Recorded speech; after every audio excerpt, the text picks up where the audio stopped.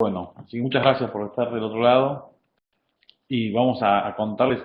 Yo en realidad vine poco preparado porque me gusta mucho más generar un intercambio y poder hablar un tiempo yo, pero después poder hacer como una relación y a través de este medio poder preguntar y hacer como algo que nos podamos llevar entre todos algo.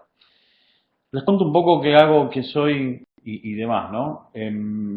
Yo en realidad hace tiempo que vengo trabajando en varios sectores y eso me llevó a poder pensar de distintas maneras mucho trabajo. Entonces, yo les voy a contar un poco quién soy, qué es lo que hago y, y después de contarles quién soy, qué es lo que hago, contarles lo que significa para mí la gerencia de la felicidad o esto que se llama la felicidad, pero sobre todo poder también contarles desde dónde lo planteé, cuál es mi historia. Por ahí muchos de ustedes ya lo saben, por ahí muchos de ustedes ya conocen mi historia, pero hoy me decían, bueno, por ahí la mayoría no, o algunos no, ¿no?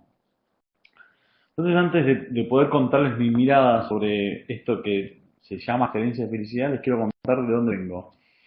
Yo vengo de una provincia muy humilde, soy en la provincia, en la Argentina, hay una provincia llamada San Juan, que es la provincia del Cuyo, el Cuyo es una zona, San Juan es una de las provincias dentro de todas las provincias que tiene la Argentina, que está dividida por 24 provincias, las provincias que no están muy desarrolladas como la capital, que es Buenos Aires, ¿no? Entonces, haber nacido ahí con mis 6 hermanos, en un contexto muy humilde, estos son mis padres, digamos, ¿no? Eh, Al año de vida, mi papá le ofrecen un trabajo en la ciudad, imagínense, Buenos Aires es la ciudad de toda Argentina, la capital de Argentina, y toda la gente del interior, estamos hablando de mediados de los 80, se venía a Buenos Aires a buscar esa gana de crecer, ese progreso, eso es lo que promete las grandes ciudades, ¿no? Todo el mundo generalmente busca en las grandes ciudades desarrollarse, progresar, crecer, porque en el interior lo que pasa en Argentina, nada, como en muchos otros países, es menos actividad las que hacen. Y mi padre se viene a Buenos Aires a buscar ese sueño americano, por decirlo, con mi madre, que es una mujer impresionante, pero con absolutamente nada, digamos, ¿no? Se viene a buscar un trabajo, esto del trabajo como una persona que dignifica o buscar en el trabajo el sueño de tener su propia casa, un trabajo que lo haga feliz, la plata, ¿no?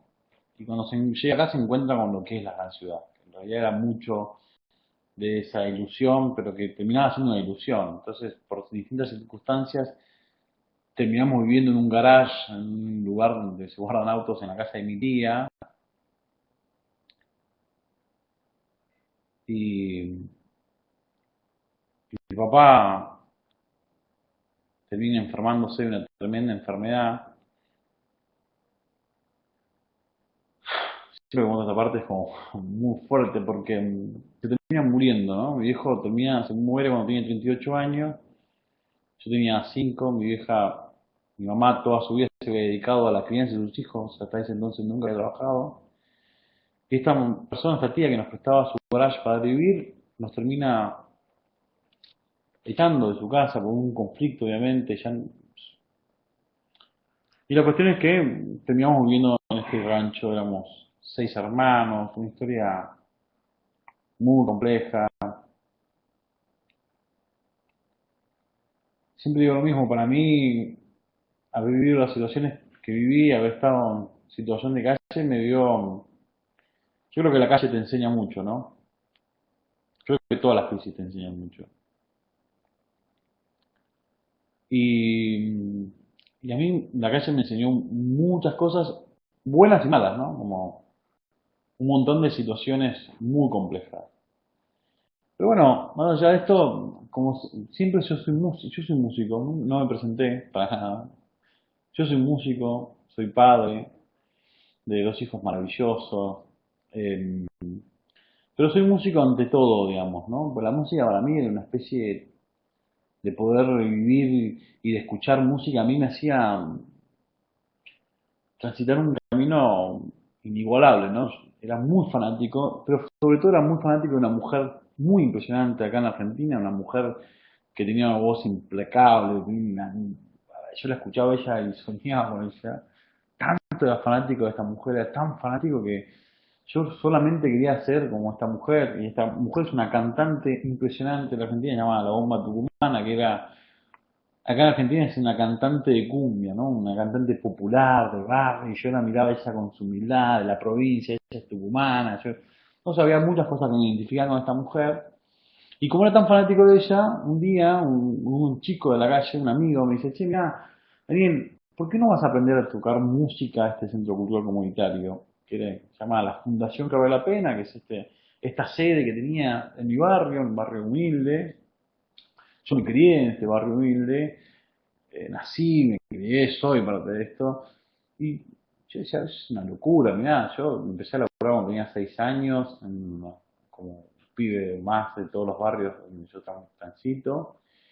Y eso me llevó a conocer esta institución, a traer una fundación como miles que existen en el mundo, de una persona que quería, a través del arte, dar oportunidades, digamos, ¿no? Y a mí claramente esta institución me formó, ahí había una mujer concertista de piano impresionante, que yo la conocí un sábado, se llama Liana Alper, y esta concertista de piano lo que hacía era enseñar 1 hora, una vez por semana, los sábados, a cualquier persona que quería tomar clases. Y como yo era tan fanático de esta mujer, fui y empecé a aprender. Y ese fue uno de los aprendizajes más importantes de mi vida, digamos, ¿no? Cuando alguien me dio la oportunidad de ser pianista, ¿no? Una persona que de un sector vulnerable, un sector, un contexto de alguna manera de pobreza económica, darle la oportunidad de tomar una clase de piano, que generalmente en la cultura que vivimos en Argentina, no sé en otros países, pero era como que el piano es un instrumento que muy pocas personas de los barrios podemos tomar clases, digamos, ¿no? Es un instrumento más de la élite, de una clase. Este era el prejuicio de uno, ¿no? Esos son prejuicios que uno tiene. Y realmente esta mujer me enseñó a tomar clases, yo empecé a tomar clases con ella, fui nada, alumno y empecé a tomar clases para aprender la cumbia, que era lo que a mí me gustaba. Pero al poco tiempo, al año, me dice, me muestra un tema de Paralisa, de Beethoven, y yo me enamoro de Beethoven, y ella me dice, bueno, mira, Beethoven, pues tranquilamente ser una persona que toque. Beethoven, Mozart, Bach, Debussy, Bartók, bueno, y me empiezo Piazzolla, y me empieza a enamorar, y la música me empieza, por primera vez a los 10 años, empiezo a tener una noción mucho más grande de lo que yo veía, digamos, ¿no? Y de lo que yo escuchaba. Y ese fue como mi primer aprendizaje. Cuando alguien me dijo, mira, es hora de que vos dejes de escuchar la música que a vos te rodea, sino ampliar tu mirada, ampliar tu mirada. Y un poco salir de la burbuja, ¿no? Creo que cada uno a veces tiene su propia burbuja y sus propios guetos, existen guetos, ¿no? Eso a mí me enseñó muchísimo, la verdad que yo suponía o entendía que tenía que estudiar ciertas cosas porque eran las que escuchaba en mi barrio, pero alguien me decía, no, mira, tenés que ver mucho más allá de lo que ven, de lo que te rodea, de tu contexto. Bueno, la aprendí muchísimo, a los 14 años esta mujer me dice, mira, es hora de que vos le devuelvas al centro cultural lo que te dio, después de 5 años tomar clases gratis.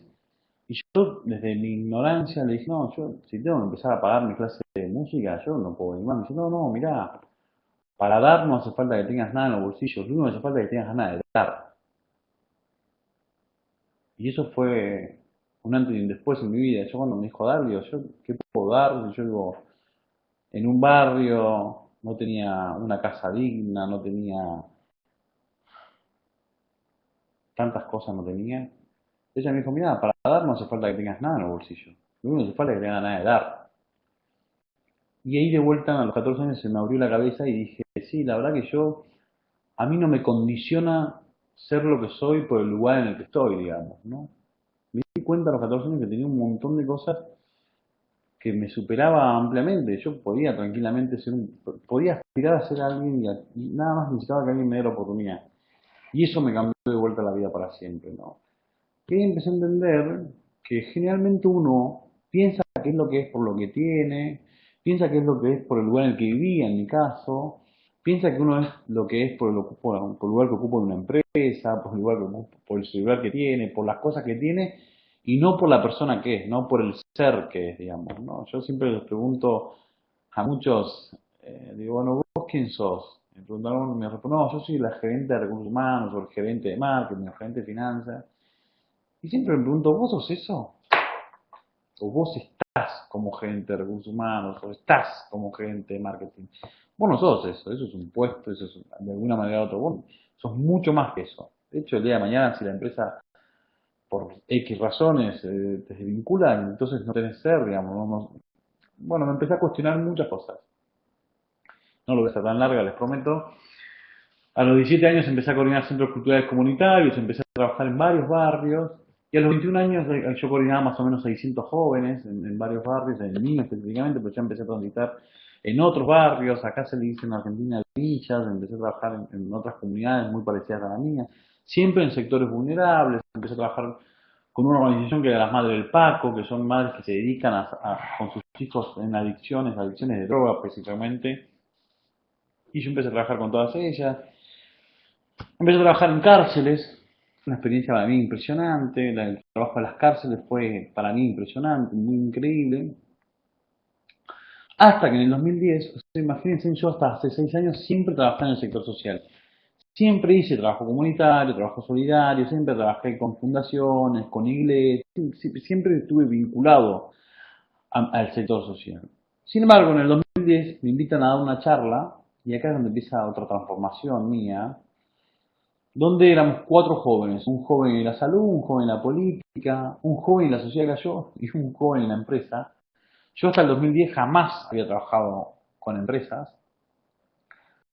y cuando escucho el testimonio de este hombre que se llama Tomás Pando, que es un joven de clase media, alta, sociedad alta, que había fundado una compañía acá en Argentina que ya en esa época se llama PAES, que era una compañía de un calzado específico de Argentina llamado Alpargatas, que exportaban a 20 países de todo el mundo. Y yo lo escuchaba a este hombre, a este joven, de la misma edad que yo, teníamos los dos 26 años. En esta charla éramos todos jóvenes que estaban tratando de cambiar Argentina. Y yo con todos mis prejuicios decía, este rubio de saco y yo hasta ese entonces todas las personas que usaban saco me producía cierto rechazo, ¿no? O sea, yo miraba a alguien con saco, más si eran sacos celestes y camisas blancas, directamente me cruzaba la vereda, porque tenía tenía un prejuicio totalmente mío, ¿no? Y yo lo miraba de abajo, estaba arriba del escenario de su charla, yo miraba abajo y decía, esta persona corrupta, yo pensé, digamos, no toda esta imaginación que yo tenía, solamente de prejuicio.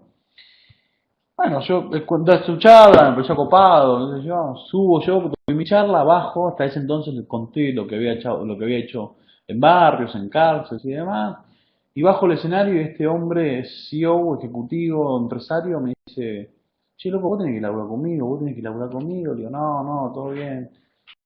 Y él me dice, pero no, en serio, te propongo que trabajes conmigo. Yo le contesté, mira, yo no trabajo con empresarios porque para mí todos ustedes son, no sé cómo se dice oligarca en mi idioma para la gente que no es de Argentina, son delincuentes. Y él me dijo, vos tenés un prejuicio.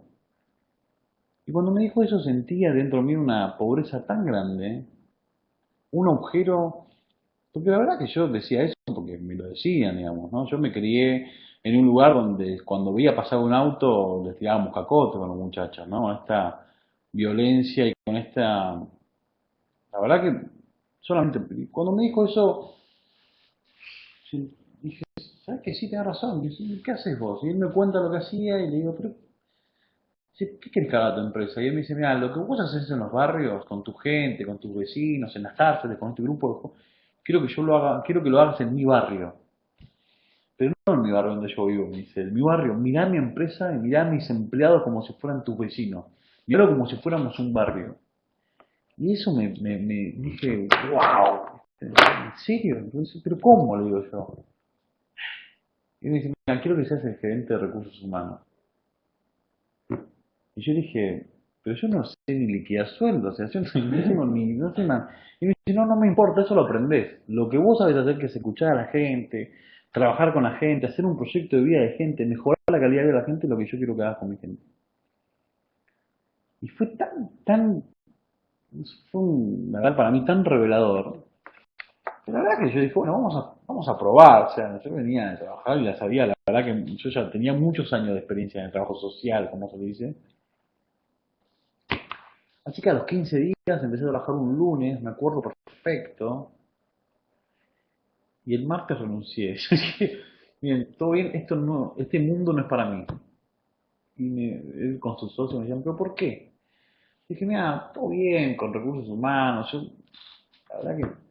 Y como yo estaba decidido a irme de la empresa, porque no era mi ámbito, yo dije, bueno, no sé si les pasa a ustedes, pero yo, viste cuando te vas de un lugar totalmente resignado, si yo le digo todo, si total no lo voy a ver nunca más en mi vida, y le dije todo lo que pensaba, dije, mira, para mí los humanos no son un recurso, pensar en recursos humanos ya me parece totalmente patético, digamos. Para mí las personas son más que un recurso, hablar de evaluación de desempeño y medir a las personas por sus competencias, lo único que haces así es crear un ámbito competitivo, vos tenés que medir a las personas por sus valores, vos tenés que hacer un trabajo para que las personas valoren el lugar en el que estés, que se identifiquen, hacer un proyecto justamente donde las personas se sientan parte de una comunidad. Yo vengo de un lugar donde el sector social, toda la información y todo el conocimiento y el saber de uno lo comparte, como yo a los 14 años compartía mis conocimientos de piano, y en el sector privado el conocimiento, la información y el saber se paga. Entonces, la verdad que no se comparte, o sea,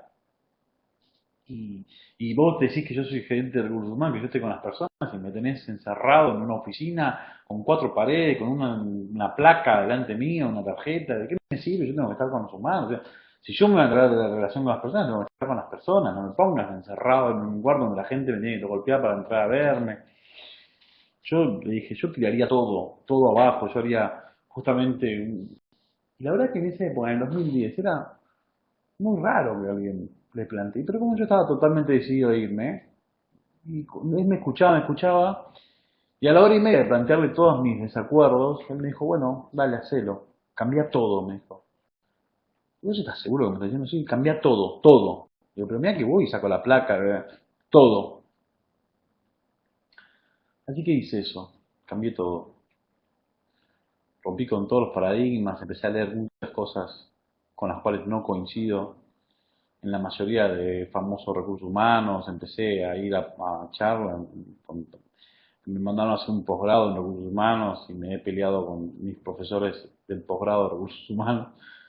Me había dado una mirada, empecé a entender que yo no compartía mucho de lo que se dice de recursos humanos. A los 3 años de ejercer todo ese trabajo, me dicen, bueno, Daniel, necesitamos cambiar esto, hacer una experiencia distinta, me llaman, en esa época ya la empresa había crecido muchísimo, tenía sede en Barcelona, en China, y me llaman un día y me dicen, queremos hablar con vos. Y yo te juro pensé que era un tema de desvinculación, yo dije, bueno, ya está, yo no encajé en el sector privado. Y cuando fui a esta reunión me dijeron, mira, te queremos ascender, queremos proponerte un nuevo desafío. Y yo dije, no, pero al principio sentí como, dije, mira, te queremos proponer que seas el gerente, queremos que proponer que seas el gerente de cultura y felicidad de la compañía. Y de vuelta fue como un clic, digamos, ¿no? Ahí fue cuando le doy forma a lo que ya venía haciendo, porque yo en realidad no hacía, yo no soy una persona que se formó en recursos humanos, hice, leí mucho, intenté hacer el posgrado, pero empezamos a entender que había una cultura que se respiraba en la compañía, que eso era lo importante, digamos, ¿no? Y la felicidad. Y ahí nace esta idea de ser el famoso gerente de recursos, el famoso gerente de cultura y felicidad. Cosa muy innovadora, la verdad que Tomás, que era el CEO de la compañía, ya venía de Europa, esto ya se había hecho en otros países, empecé a traer esa cosa y yo empecé a investigar mucho, me formé mucho. Una de las cosas que hice fue investigar por internet, hay muy poco de esto hablado. En Argentina, cuando llegué acá a la Argentina me di cuenta y busqué colegas de gerente de cultura y felicidad, lamentablemente no hay. Y con los pocos colegas que éramos de recursos humanos, muchos no coincidía. Bueno, fue raro, conocí el caso obviamente y me empecé a informar, ¿no? Como todo nuevo, cuando vos entras en algo nuevo te informás, te informás, te informás, empecé a leer, conocí la experiencia de Sapos, conocí la experiencia. Pero bueno, ¿qué es lo que significaba para mí ser gerente de cultura y felicidad? Básicamente lo que yo proponía a la compañía es que cualquier miembro de nuestra compañía, cualquier miembro de nuestra comunidad, primero yo, hasta inclusive hay cosas que me parecen que son fundamentales, que uno dirá, no, es una tontera o es una pequeñez, pero no, yo no hablaba de empleados. Esta relación ambigua y antigua de empleador-empleado, digamos, ¿no? Yo decía, hay que hablar de colaboradores, hablábamos de comunidad PAES, digamos, ¿no? Cualquier miembro de la comunidad PAES, inclusive, yo creo que eso es súper importante. En las pequeñas cosas es donde se hacen los grandes cambios y los grandes movimientos. Yo soy de esa idea, ¿no? Entonces, ¿cuál es la idea de qué significa ser gerente de cultura y felicidad? Bueno, alcanzar que todas las personas que transiten por PAES, en la compañía, cualquier miembro de nuestra comunidad PAES tendría que poder pasar por tres ejes. Por el eje profesional, ver a la persona como un profesional. La mayoría de las empresas ven solamente a las personas como un profesional. Y ese es un gran error. O sea, entonces nosotros decíamos, sí, obviamente que las personas sean tratadas profesionalmente, que se los manden a hacer cursos de MBA, hay One Man, de Troy todo eso, que obviamente sirve y mucho. Pero también que la persona sea vista como persona y que tenga espacios dentro de la compañía, que la compañía le garantice que pueda desarrollar algo personal y algo social. O sea, como lo que decía ahí, yo tenía como objetivo alcanzar que en paz un ámbito donde sus integrantes formen parte de un proyecto de realización profesional, personal y social, ¿no? Que transite esos tres mundos. La pregunta es cómo lo hacíamos. Bueno, el cómo tiene miles de cómo, ¿no? Estos son algunos ejemplos. Teníamos un programa llamado Trasnochados. Generalmente, como es una empresa que vendía productos, en las épocas de más venta, que son las fiestas, o sea, Día del Niño, Día del Padre, Día de la Madre, Día del Amigo, muchísimo, fin de año, Navidad, bueno, todo lo que significa Año Nuevo, aumentaba muchísimo nuestra venta, nuestros puntos de ventas. Entonces un día hablando con el de marketing comercial, en las reuniones de gerencia, decíamos, bueno, teníamos que salir a contratar gente o sea, temporal. Y ahí se nos ocurrió, dice, ¿qué pasa si todos los miembros de nuestra compañía experimenten lo que significa estar vendiendo el producto de la compañía? Fue una experiencia y una idea tan increíble, como verán ahí en las fotos, había operarios que llevaban a sus hijos a que vean cuál era el producto terminado que ellos hacían, y se sentían tan orgullosos de eso, que eran los mejores vendedores, porque sabían cuál era el efecto y cuál era lo favorable que tenía comprar un producto que ellos mismos se sentían súper orgullosos y veían en el mercado la reacción del cliente cuando compraban algo que ellos mismos habían fabricado. Y no solamente eso, detectaban fallas que cuando volvían a la fábrica la mejoraban, o sea, fue una cosa de enriquecerse mutuamente y de poder ver qué significa estar en el lugar de otro. Hacíamos cosas donde la gente realmente se siente identificada con lo que estaba haciendo y se siente aparte de esa comunidad, de esa compañía, digamos, ¿no? Parece una compañía donde tenía gente fabricando, o sea, operarios y gente en la administración. Y la mayoría de las empresas que tienen estas dos cosas, ni se conoce el operario con el gerente de marketing o con la gente de administración, ¿no? Son como mundos apartes. Y yo soy un convencido de que la comunidad era súper importante y que cada uno tenía que conocer lo que hacía el otro. Teníamos programas como el Abrí tu 8, este es un programa donde cada 3 meses traíamos a un orador que seguramente venga a contar su historia y venga a contar no algo que le sirviera al negocio. El abrir tu bocho era justamente abrir bocho en Argentina significa cabeza, ¿no? Como abrir tu mente y no nos importaba que venga un especialista a contar cómo mejorar el negocio, cómo mejorar las ventas, cómo mejorar la calidad. Obviamente que esas capacitaciones eran importantes, pero acá eran experiencias de vida que nosotros creíamos que la comunidad les haría falta. Es como una charla TED, pero para la gente nuestra, solamente para nuestra gente, y que lo único que quería, que la única intención era alimentar el lado personal. Bueno, después teníamos un programa llamado Construyendo Comunidad, que esto era una vez al año elegíamos la casa de una de nuestras personas y en vez de ir a construir casas y hacer programas de responsabilidad social empresarial y vamos y pintamos una escuela y vamos y construimos casas de otros, decíamos, che, para dentro de nuestra comunidad hay gente que tiene casas precaриas, hay gente que necesita la mano de otro. ¿Por qué no lo llevamos a la gente en vez de después de a fin de año decir y tener un reporte de sustentabilidad cuando en realidad todo lo que pensábamos era justamente esto? Y esto tenía que ver con la conciencia social, ¿no? Como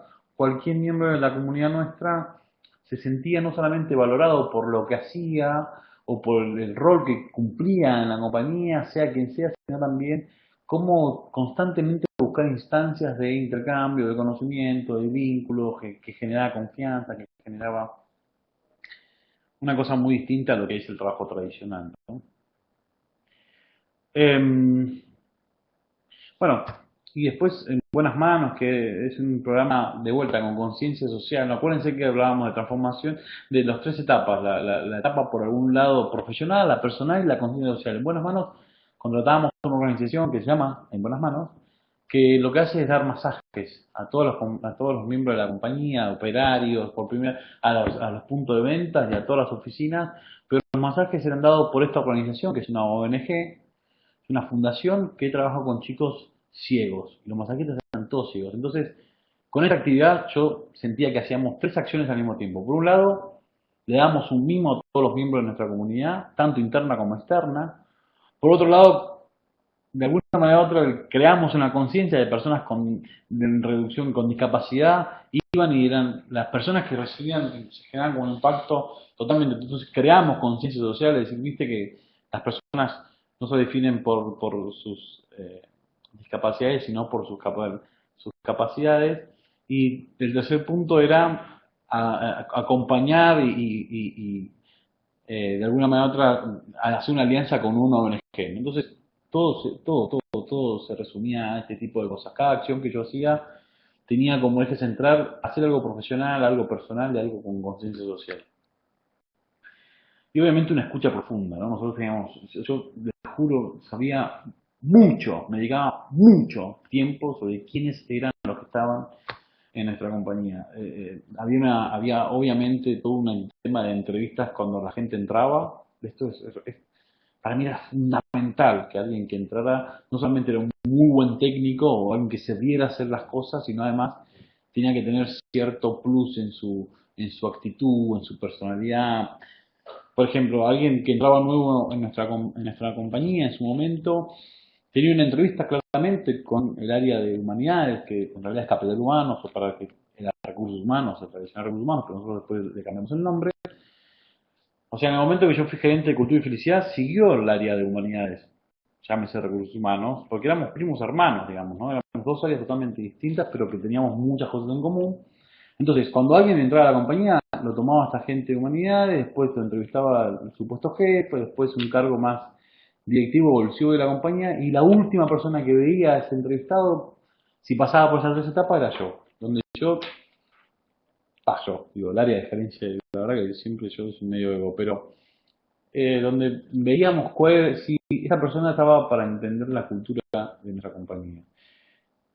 Y era raro, porque por ahí al técnico o al gerente que lo quería, y yo decía, no, esta persona no tiene nuestra cultura, no va a entender nuestra... Y sí, era sumamente importante saber quién era la persona que se sumaba a nuestra comunidad. Sumamente importante. Eso para mí es clave, ¿no? La escucha profunda es una de las herramientas. Generalmente yo les pregunto a las personas que tienen gente a cargo, ¿vos conocés a las personas que te responden a vos que vos estás a cargo? Sí. ¿Cómo se llaman las mujeres? ¿O cómo se llaman los hijos? ¿Tienen hijos? ¿Qué están estudiando? Para mí eso es clave. Es clave. Crear esos lazos, tener esas relaciones que van mucho más allá del escritorio, para mí era fundamental. La verdad que esta experiencia a mí me sirvió muchísimo para entender el sector privado, pero en el fondo, digamos, si vas a tema de números y demás, em, yo creo que veníamos esta es una de las cosas que quería contarles. El capital más importante de las empresas en los años, porque en el pasado era el accionista. A veces se creía que el cliente es el rey. Y yo creo que la tendencia es y siempre se dice que lo importante de una compañía es las personas que trabajan en la compañía. Pero no sé cuánto eje se pone y cuánto enfoque se pone en eso. Y creo que la tendencia en el presente por las nuevas generaciones es que eh, el enfoque, el rey de cualquier organización es las personas que lo integran, digamos, ¿no? Eh, entonces, con esto, me parece súper importante hablar en sentido concreto de lo que significa estar en una compañía. Cuando me doy cuenta de esto, y cuando me doy cuenta que fue realmente una experiencia para mí muy, muy afortunada y muy, no sé si la palabra éxito, pero realmente tuvo mucho crecimiento la compañía, me doy cuenta que yo nunca me he olvidado del sector social donde yo vengo y donde yo me formé y demás. Entonces, una de las cosas que me parecía como acá entre nosotros, era, yo todo lo que hice en el sector privado era porque lo aprendí trabajando en barrios, en cárceles, con las madres del Paco. Y ahí se me ocurrió decir, ¿por qué no existe una organización o por qué no existe una empresa que se dedique a mejorar la calidad de vida de las personas? Así es como está la empresa que se dedica a armar computadoras, o la empresa que se dedica a armar y a tener y a fomentar páginas. Bueno, que existe una empresa que dé un servicio de cómo mejorar la calidad de vida de las personas a través de la integración y la transformación social. Me daba cuenta que todo lo que yo apliqué en el sector privado, lo que yo aprendí en los barrios y estando en el sector social, y que todo lo que yo aprendí en el sector privado, en las empresas, si lo llevaba al barrio, también aprendían un montón, ¿no? Y ahí nace Creer Hacer. Creer Hacer es la institución que yo fundé hace 2 años donde nos dedicamos a cómo generar un intercambio, a cómo generar una integración entre los distintos sectores, digamos, ¿no? Entre el sector privado, el sector público y el sector social. Y cómo mejorar esa calidad de vida que te haga ser feliz, digamos, ¿no? Cómo poder trabajar en el fondo estos cuestionamientos, ¿no? Y romper un poco este modelo asistencial, ¿no? Las grandes compañías, cuando trabajan con la comunidad externa, lo asiste generalmente, ¿no? Los proyectos son de asistir y no de conocer y no de aprender. Entonces, ahí se me ocurre formar esto. Yo hace ya 2 años, el año pasado renuncié como gerente de cultura y felicidad en esta compañía. Y hoy lo que hacemos es una especie, yo fundé una compañía donde replicar ese modelo, ¿no? Cómo replicar el modelo de querer hacer, de PAES, en distintos ámbitos. Ya no solamente en una empresa sola, sino hoy trabajo con varias compañías y trabajo en varios barrios, llámese villas, llámese lugares vulnerables. Trabajo en La Cava, en la 2124, en la 31, en Barrio Flores en Mendoza, que es otra provincia. Y acá estamos pensando el año que viene en poder replicar el modelo nuestro en varios lugares, donde cómo llevar al alcance de todas estas nuevas oportunidades, ¿no? Cómo trabajar, cómo crear un ámbito de intercambio, de sinergia entre el sector privado y el sector social. Entonces, muchas de las cosas que hoy yo hago es cómo desarrollar un proceso de aprendizaje colectivo, ¿no? En donde lo más fundamental es brindar oportunidades y en donde las personas aprenden y enseñan a convivir, a bajar los prejuicios, a generar un intercambio de diálogo, a generar de alguna manera u otra un trabajo de aprendizaje colectivo. Básicamente lo que hoy hacemos es muchos proyectos, bueno, son todos estos, pero sobre todo lo que hacemos es eh, formar líderes, ¿no? Formar líderes empresarios, formar líderes, nosotros le decimos transformadores sociales, pero en realidad son líderes, formar líderes empresarios, formar líderes en los barrios, donde su eje común sea el intercambio, el aprendizaje colectivo, donde por un lado uno podría decir, bueno, nosotros trabajamos mucho con el área de recursos humanos, con el área de gestión humana, todos los nombres que les pongan, porque por más que le cambies el nombre, si no haces nada en concreto para mejorar la comunidad o la comunidad o los empleados, es exactamente lo mismo. Yo me encuentro con cada nombre que le pusieron al área de recursos humanos que después no se ejecuta nada, ¿no? Entonces, hoy me dedico a trabajar con varias empresas, PwC, MetLife, hemos trabajado con Pharmacity, para formar a estos líderes donde el eje central nuestro es cómo un líder puede ser un líder de servicio y desde el ser, y no un líder con solamente bajar objetivos, digamos, ¿no? Creo que las nuevas generaciones plantean un nuevo desafío de trabajar en organizaciones o en instituciones que más allá de que les garantice un buen sueldo o un buen pasar económico, buscan un desafío donde constantemente lo que hacen tengan un sentido para su vida, ¿no? Todos entendemos, o por lo menos la mayoría de las personas entendemos que las nuevas generaciones, a las que se dicen las nuevas generaciones Y, aquellas personas que nacieron entre los 80 y los 90, buscan en sus relaciones laborales mucho más allá que una recompensa económica, sino también buscan un canal donde poder expresarse, donde sentirse parte, y eso tiene que ver con, para mí, la felicidad de uno, y eso tiene que ver con trabajar en una institución donde les dé la posibilidad de no solamente ser un solo profesional, ¿no? Una persona que responda y haga bien las cosas, sino una persona donde se pueda expresar, pueda crear, pueda discutir, pueda traer ideas y se los escuche, ¿no? Como esto que durante muchos años parece que solamente que tenía razón era el jefe. Hay una gran diferencia entre ser jefe y ser líder, ¿no? Y yo me dedico un poco, nuestra organización se dedica un poco más a eso, ¿no? Cómo de alguna manera u otra humanizar un poco más a las empresas y al mismo tiempo a los barrios, ¿no? Humanizar en el sentido de que crear diálogos, crear un intercambio entre una cosa y la otra. Si usted me pregunta a mí cuál fue el aprendizaje mayor de todo esto, creo que el aprendizaje mayor es haber fracasado mucho y encontrar en el fracaso un aprendizaje. No creo que ninguna persona que aprenda o que ha aprendido algo sin haber pasado por un fracaso duro de que haya aprendido algo, ¿no? Y sobre todo entender que las organizaciones son mucho más allá de lo que hacen o de lo que dicen o de lo que piensan, sino creo que son de lo que sienten, ¿no? A mí me parece que es súper importante porque estas organizaciones buscan también más que pensar, decir y hacer sentido. Y eso es lo que más o menos nosotros hacemos. Eh, yo traje algunas cosas que quería compartir con algunos libros que a mí me sirvieron muchísimo para poder entender de qué se habla cuando se habla de cultura y felicidad, ¿no? La felicidad no está vinculada, tuve muchas discusiones y mucha gente que estaba en contra inclusive de esto. Eh, yo creo que la felicidad no tiene que ver con el mes de gol o con una sala de play o con poner una mesa de ping-pong en la oficina, ¿no? Porque he ido a empresas donde está eso y nadie lo usa, ¿no? Como una cosa totalmente ridícula, acumulan tierra, ¿no? No tiene que ver con eso, tiene que ver con la cultura y con el espíritu de una compañía. Y eso es lo que hoy se está midiendo, ¿no? O sea, las grandes empresas empiezan a perder, de alguna manera u otra, tienen grandes problemas de rotación, grandes problemas de reclutamiento, porque hoy, a diferencia de otros años, las nuevas generaciones buscan mucho más que sentirse realizados en lo profesional, sino sentirse realizado en lo personal y en lo social, ¿no?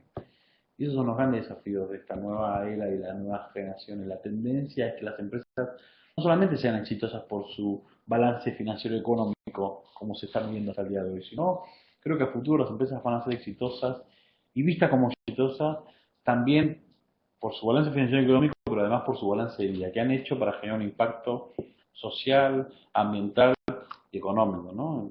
Se está hablando de las empresas de triple impacto y demás, y mucho tiene que ver sobre cómo es su relación con su comunidad interna y externa.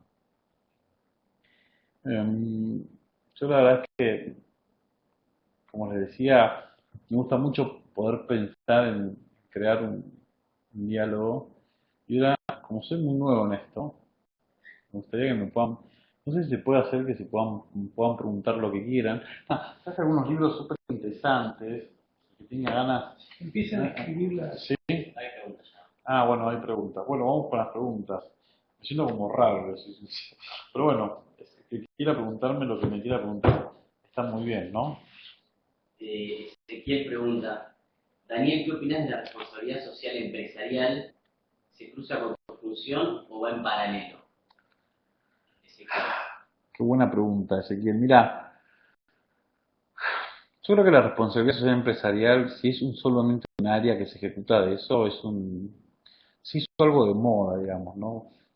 Si esa responsabilidad social empresarial no está atravesada por toda la compañía y es un área más como el área de marketing, como el área de finanzas y demás, o sea, ¿de qué te sirve ser una empresa responsable social si vos no reciclás tus cosas, si no tenés tu gente de alguna manera u otra? O sea, muchas compañías hablan de tener grandes reportes de responsabilidad empresarial, hacen grandes acciones, invierten grandes fondos, pero gastan más en una propaganda de marketing que lo que realmente hacen para que la comunidad y mejore, digamos, ¿no? Entonces, si solamente es un área y no está atravesada por toda la compañía, para mí no, No sé, no creo, de vuelta, si no hay una conciencia de toda la compañía de responsabilidad social, no puede ser un área más. ¿Se entiende? La respuesta es como, para mí tiene que ser algo transversal. O sea, vos me encuentro con mucha gente que habla de responsabilidad social empresarial y después internamente tiene gente en negro, gente que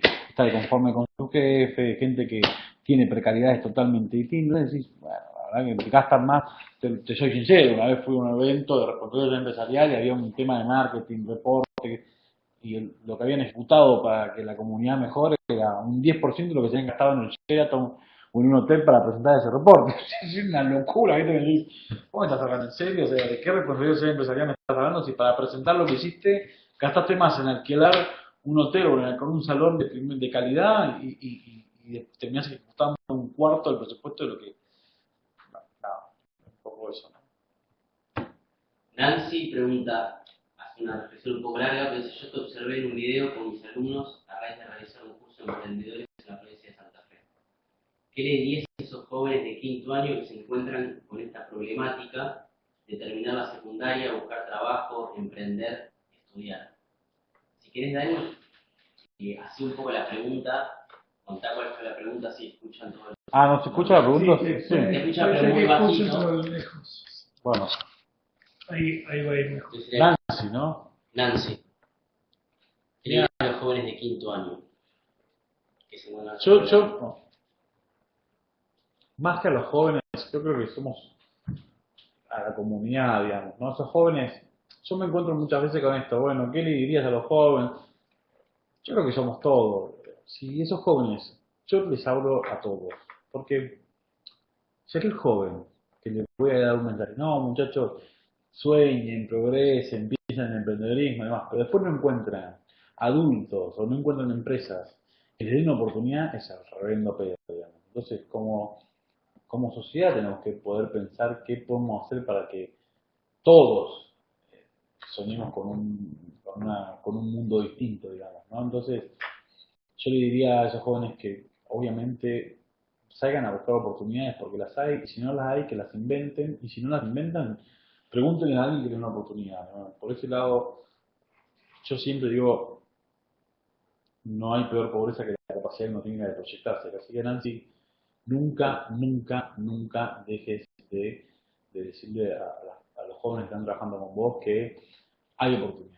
Pero sobre todo también crear conciencia a tus colegas como docentes, a las instituciones de los empresarios, es esto realmente entre todos tenemos que poder darle la luna a esos jóvenes. Porque si yo le hablo solamente a los jóvenes y no le digo, che, muchachos, pónganse en la pila a los empresarios y den oportunidades a los jóvenes y empiecen a mentorear y empiecen a trabajar para que, eh, digamos, solo nadie construye algo solo. Todo acá me parece que es desde una comunión, digamos. La palabra comunión viene de eso, digamos. Si nos sentimos parte si nos sentimos parte del problema y nos sentimos parte de la solución también, creo que es mejor, digamos, ¿no?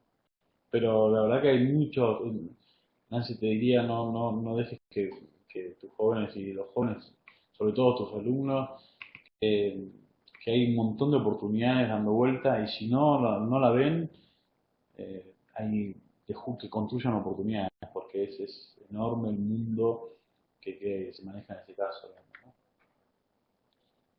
Vamos con otra. Sí.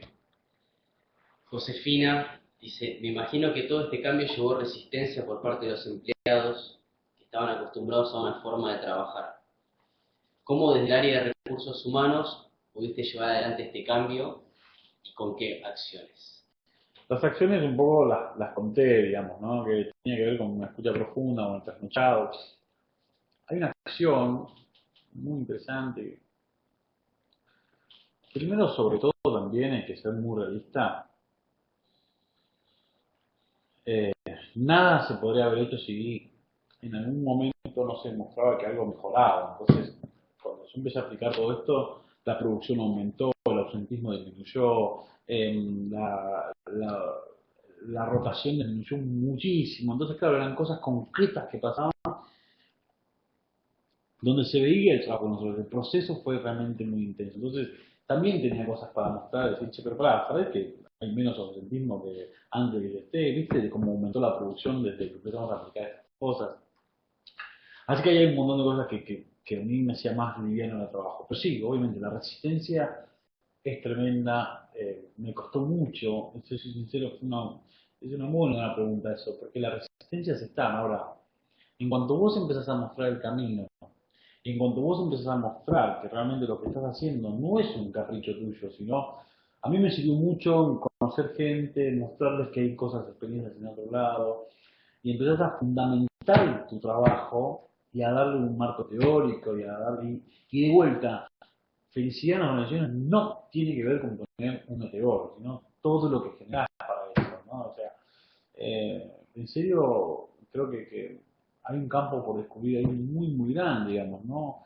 Eh, Así que la resistencia, como lo hice, fue mostrando con hechos concretos que se empezó a transformar la realidad y empezamos a armar una comunidad donde todos ganábamos, ¿no? Todos. Sí. Sebastián te consulta sobre tu opinión de Great Place to Work.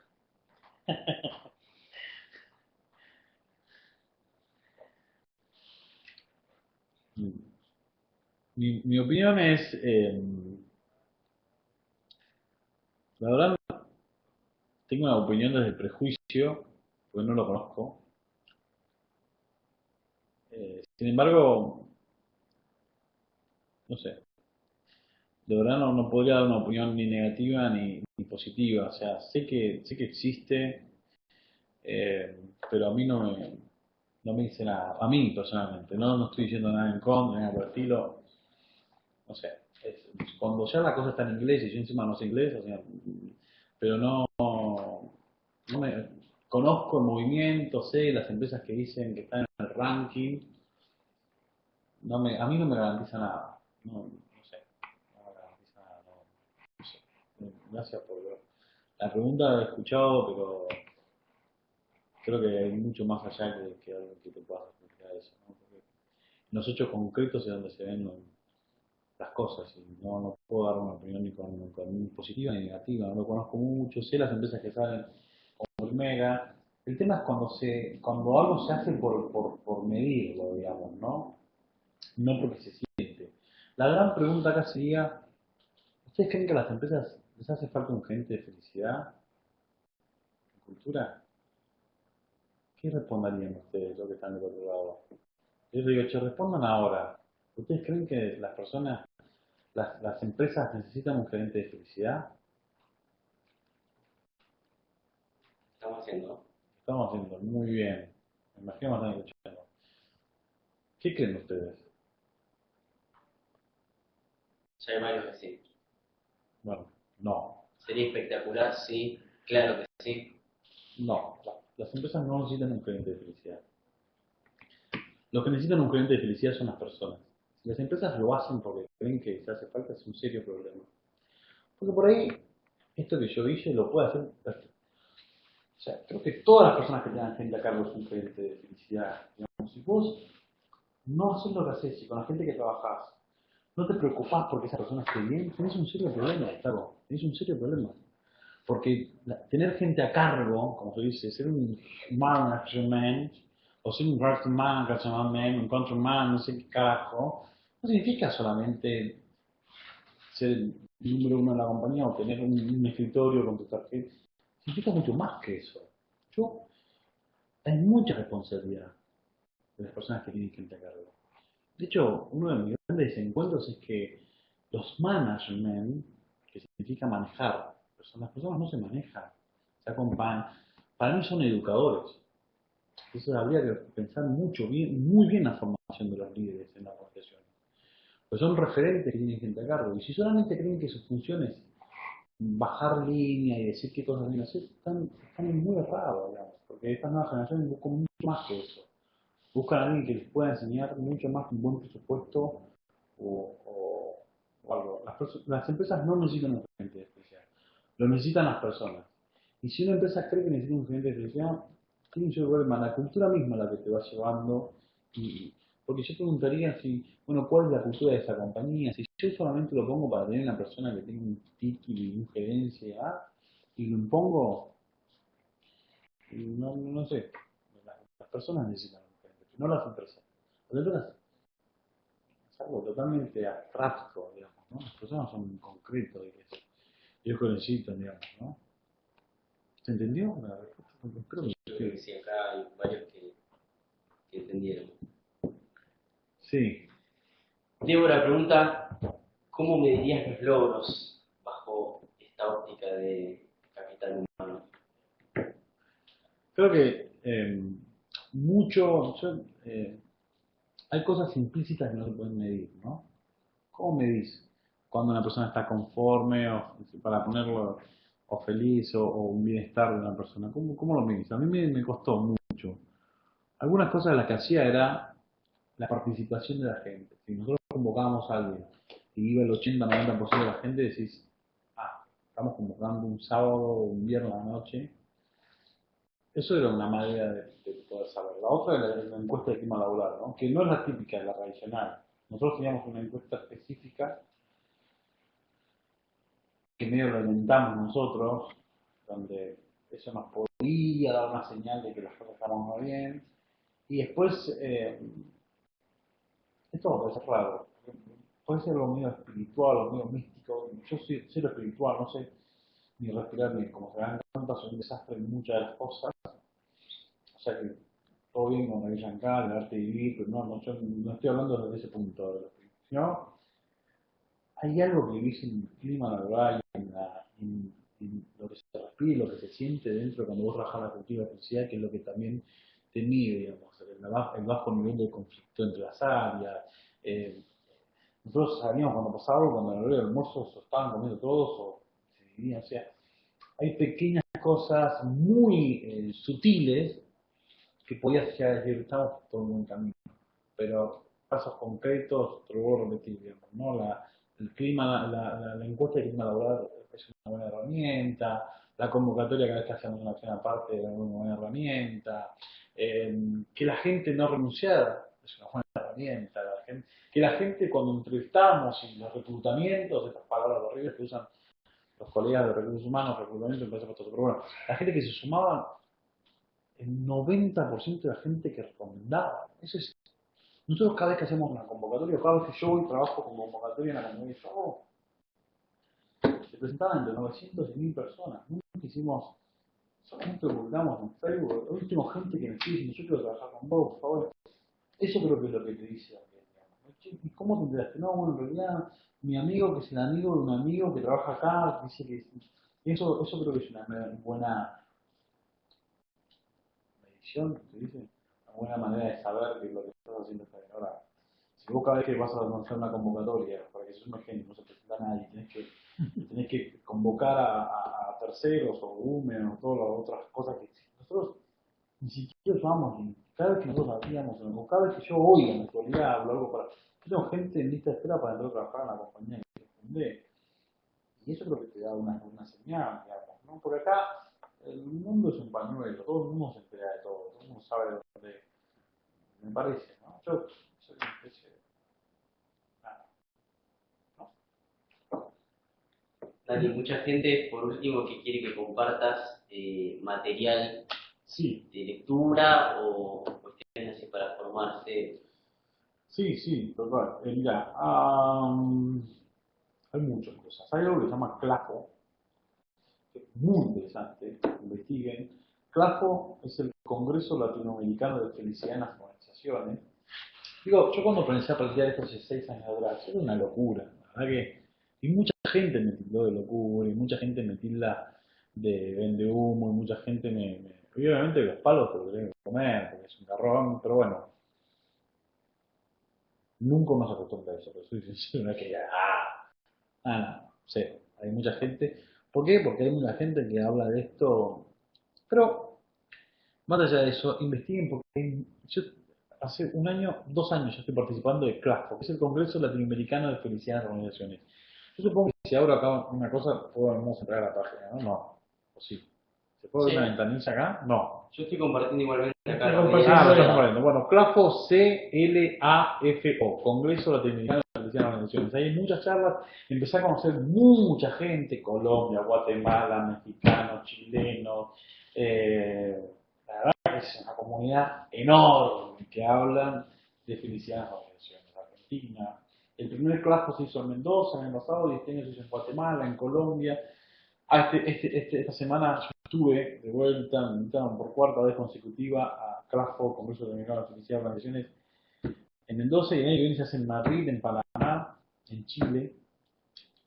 Así que hay un mundo entero que está hablando de esto, ¿no? O sea, un día dije, bueno, me encontré con colegas que decís, wow, a los cuales respeto mucho y de los cuales aprendo mucho, ¿no?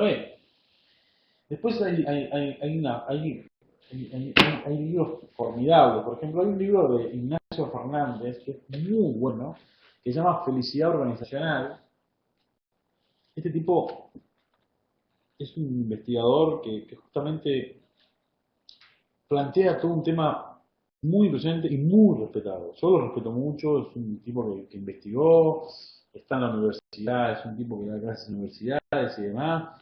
Impresionante. Ignacio Fernández, Felicidad Organizacional, cómo construir felicidad en el trabajo, muy impresionante. Hay otro libro que este fue, como verán, está bastante sucio. Este fue mi Biblia, digamos. Cuando yo dije, bueno, ¿cómo hago para empezar a investigar esto? Este fue el libro que me ayudó muchísimo. Se llama, no sé inglés, me imagino, Chief Culture Officer. Que es orientado a la cultura, digamos. A mí, este libro, yo se lo recomiendo. Es un libro que no se consigue, lamentablemente. Lo que está en inglés se consigue en español si lo compras por Amazon y de España te lo envían, pero bueno, lo tengo yo en las manos. Digamos. Es un libro que a mí me ayudó muchísimo. Yo hice muchas anotaciones de ese libro, muchas cosas. A mí ese libro me partió realmente la cabeza. Mucho la cabeza, porque son casos de empresas muy concretas, muy eficientes y demás. Y después hay cosas más, estos son como libros súper orientados en temas y demás. Sin embargo, yo les voy a ser muy sincero, a mí me sirvió mucho leer otras cosas y ver películas, porque me apasionan, digamos, ¿no? Como Escritor de la Libertad, películas como Detrás de la Pizarra, o películas súper impresionantes como La Última Jugada, o sea, películas que reflexionaba y a mí me sirve mucho, a mí soy un apasionado de eso, y libros como dos o tres libros que me parecen increíbles, bueno, que hablan, por ejemplo, Factor Humano, que es el libro muy impresionante, que es la historia de Nelson Mandela. Factor Humano es un libro que tendría que leer toda persona que tenga gente a cargo. Y libros como el de Víctor Frank, que es El hombre en busca del sentido, el hombre en busca del sentido es extraordinario, cuál es el sentido de hacer lo que hacemos. Así que me parece que hay mucho material. Y otro libro que me partió la cabeza fue un libro de Daniel Goleman, que es un libro que se llama El liderazgo resonante, el líder resonante. El líder resonante también partió. Y después, como cada uno buscará su formación, digamos, no creo que es impresionante. A mí leí muchas cosas de Paulo Freire, que es un pedagogo brasileño, esto que yo decía que todo el mundo que tiene gente a cargo es un educador. Entonces hay que leer cosas sobre qué es educar a alguien. No porque la educación no tiene que ver solamente con la escuela, el aula y la maestra, sino uno educa desde el ejemplo, el lugar en el que está, es un referente, digamos, ¿no? Y no se toma muy en serio esta palabra de educador en el sector empresario, digamos, ¿no? Entonces, a mí esos libros me partieron la cabeza, sobre todo. Yo, bueno, si yo por ahí terminando, ¿no? Como les contaba, bueno, esta es mi mayor de mis riquezas, empecé a descubrir que la riqueza no pasaba por lo que uno tiene o por lo que uno acumula. Venimos de una cultura de tener y de acumular, ¿no? Entonces hay gente que tiene 5 autos, 3 casas. En realidad, para yo descubrí que la riqueza tiene que ver con el compartir, digamos. Creo que cuando uno más comparte, más enriquece. Y claramente acá les dejo mis datos para los que quieran escribirme o entrar a nuestra página, en nuestra institución, en nuestra empresa. Y siempre digo lo mismo, ¿no? Yo parto de la base de que cualquier persona que esté escuchando el otro lado, cualquier persona puede ser una Liliana Teresa maestra de piano que dedicó 1 hora, una vez por semana, para transformar una historia de vida. Si ustedes en vez de ponerse en el rol de jefes, se ponen en personas que pueden transformar la historia de vida de otro, entienden el sentido de lo que es la felicidad y el bienestar en las organizaciones.